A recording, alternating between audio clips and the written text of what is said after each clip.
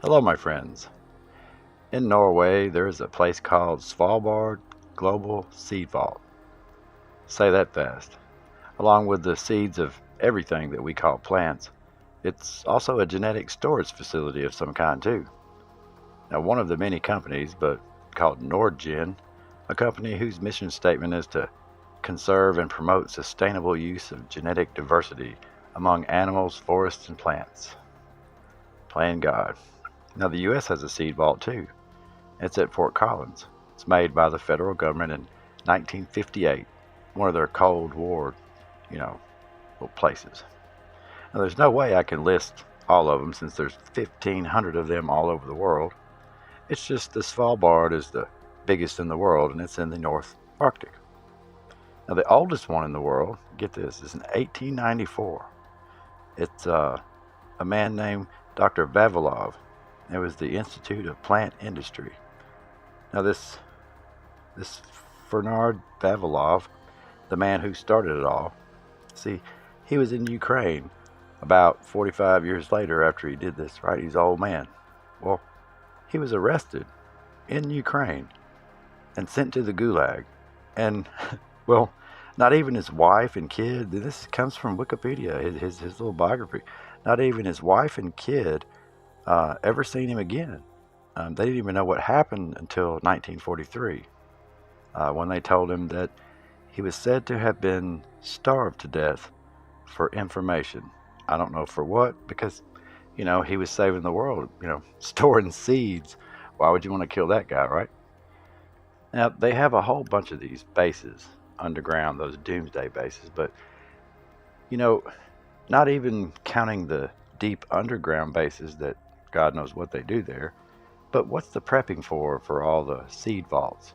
Why so many? 1,500? Now, with these places, the storage facilities of the bio and radiated materials, because you see, they cryo-freeze everything there. The sperm, eggs, everything. Like it's it's literally like a repopulation place. Now, I just feel like it's weird. The bio-altering, Dr. Evil type labs. I don't know. But for what? All this stuff is illegal to do, but they do it. Now, Dulce Base has a controversial past. Its existence is denied, but based on several eyewitnesses and personnel, both man and some sort of alien or a creature, God knows what, of some sort, share this area with the military. And no one knows what they're doing, but according to Paul Benowitz, very, very strange things. From 1979 to 2003, he claimed that, the base was under there, it had 7 levels, and they were doing all kind of experiments, and it was pretty bad. Well, he killed himself in 2003, right? One of the other witnesses actually was a contractor for the U.S. government to build bases, underground bases. It's confirmed.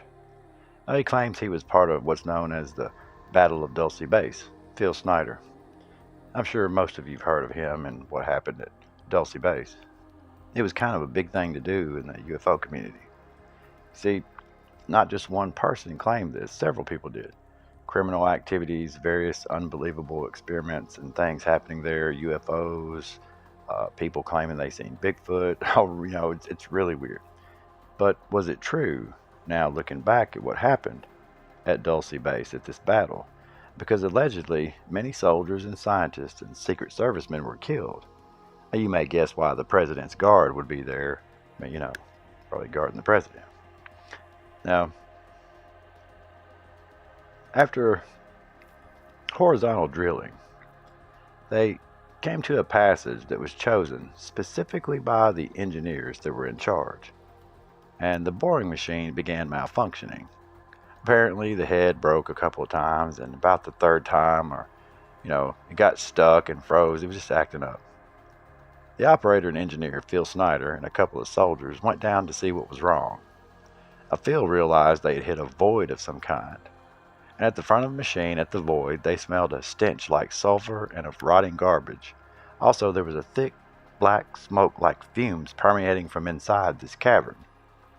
Now, Phil freaked out, he said, when he saw a tall, skinny, gray-looking creature, and he had on like a hazmat suit with respirator and everything on. So he pulled out his pistol as best he could. And, well, being completely shaken, he says, with what he said was absolute terror, he shot and killed the first creature and maybe one or two more, he's not sure, before he was hit with some sort of a plasma. And it wasn't by a physical gun. The creature apparently waved its hand in front of its chest and emitted a blue plasma. It took off 3 of Phil's fingers, which you can see, and it put a big scar from all the way down his stomach. Now, the soldiers who were there, present underground with him, of course, they immediately engaged these creatures. Phil claimed he woke up in a cage that they had come down in that was hooked to the surface crane, and kind of vaguely in and out of consciousness remembers the soldiers fighting for their lives, and one of them closed the cage, and he remembers them pressing the ascend button, sending the wounded Phil Snyder to safety above ground and pretty much dooming them. After they pulled Phil out, it said other soldiers began dropping into the chasm. A fight then ensued between 62 and 70 soldiers, and I believe Secret Service and Rangers, everyone. But it's unknown the exact details of everything since, well, it's still a secret, and someone killed Phil Snyder after he told the world. He was going to go before Congress with Dr. Greer, but sadly. Now, police and other citizens claim there were bodies seen, and to this day, residents claim, after this altercation, that contact was made with these creature things, and they see them flying around, and all kinds of crazy stuff happens all the time. But I ask you this.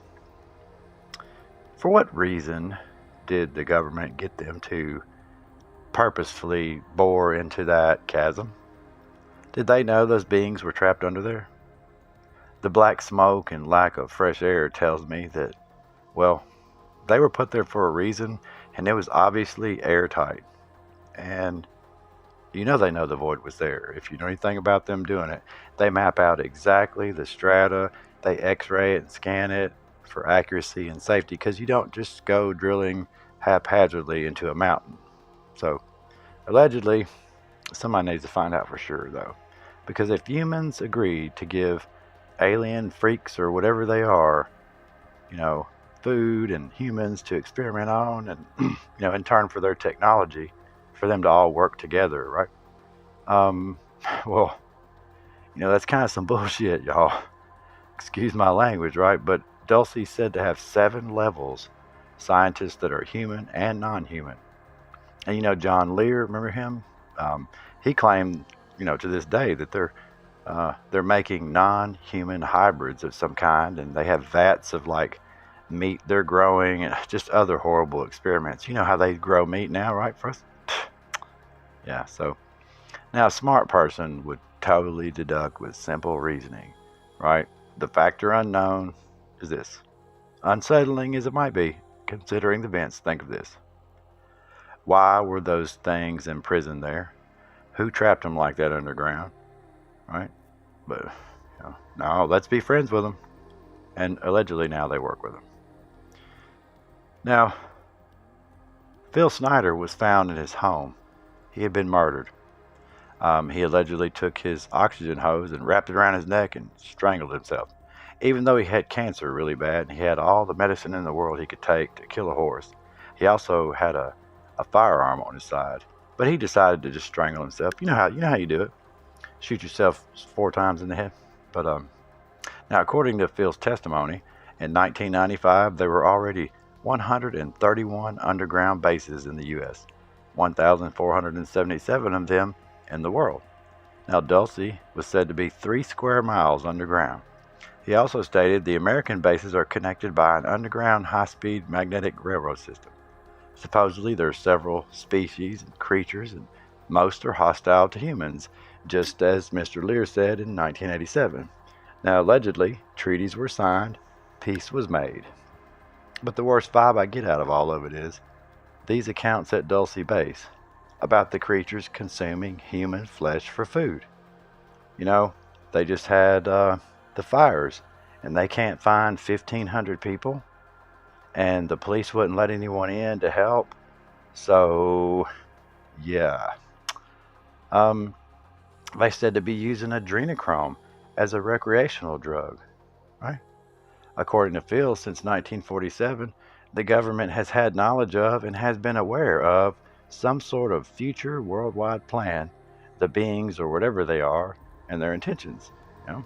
Now, no one knows how many secret, deep underground bases there are now, or very much of what horrible things they do in them.